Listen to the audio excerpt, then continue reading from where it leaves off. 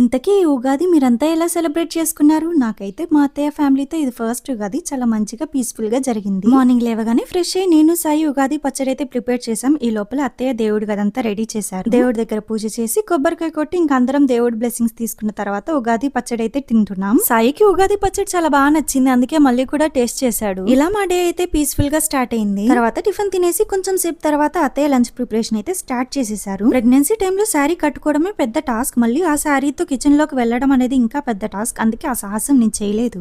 ఎలానో రెడీ అయ్యాను కాబట్టి ఒక చిన్న ప్రమోషన్ షూట్ ఉంటే అది కంప్లీట్ చేసుకున్నాను సాయి హెల్ప్ తో. అత్తయ్య కూడా హెల్ప్ చేశారు. లాస్ట్ లో ఫ్లవర్స్ పెట్టుకో బాగుంటుంది అని చెప్పి ఇలా ఫ్లవర్స్ అయితే పెట్టారు. మా అమ్మకి అత్తయ్యకి నేను ఫ్లవర్స్ పెట్టుకుంటే చూడడం చాలా ఇష్టం, బట్ నాకెందుకో చాలా కష్టంగా అనిపిస్తుంది. ఇష్టం లేదని కాదు, హ్యాండిల్ చేయలేను అంతే. నాలాగా మీలో ఎంతమంది ఉన్నారో కమెంట్ చేసేయండి. ఆఫ్టర్నూన్ ఫుడ్ తినేసి మంచిగా నిద్రపోయి ఈవినింగ్ వీడియో క్లిప్స్ కంప్లీట్ చేసుకున్న తర్వాత జ్యువెలరీ అంతా తీసేసి నైట్ డ్రెస్ వేసుకుంటే ఊపిరి వచ్చినట్టు అనిపించింది నాకైతే. ఫైనలీ మన ఇన్స్టా ఇంకా యూట్యూబ్ ఫ్యామిలీ అందరికి lots of love and thank you so much. మీ అందరి సపోర్ట్ మాకున్నందుకు చాలా బ్లెస్డ్ గా ఫీల్ అవుతున్నాం. ప్లీజ్ లైక్ చేయండి, ఇంకా ఫాలో చేయండి. Bye bye.